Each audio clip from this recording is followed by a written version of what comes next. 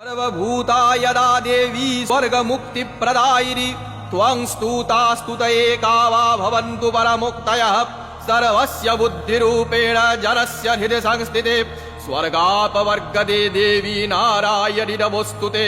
कलाकाष्ठादिरूपेण परिणामप्रदायिनी विश्वस्योपरतौ शक्ते नारायणि नमोस्तुते सर्वमङ्गलमङ्गल्ये शिवे सर्वार्थसाधिके शरण्ये त्र्यम्बके गौरी नारायणि नमोस्तुते सृष्टिस्थितिविनाशानां शक्तिभूते सनातनी गुणाश्रये गुणमये नारायणि नमोस्तुते शरणागतदीनार्तपरित्राणपरायणे सर्वस्यार्तिहरे देवी नारायणि नमोस्तुते हंसयुक्तविमानस्ते ब्रह्माणि रूपधारिणि ओषाम्भ्यक्षरिके देवी नारायणि नमोस्तुते त्रिशूलचन्द्राहिधरे महावृषभवाहिनि माहेश्वरि स्वरूपेण नारायणि नमोस्तुते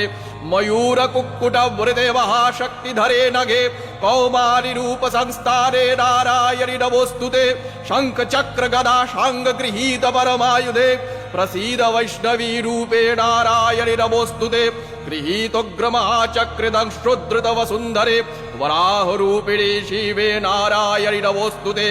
नृसिंहरूपेणोग्रे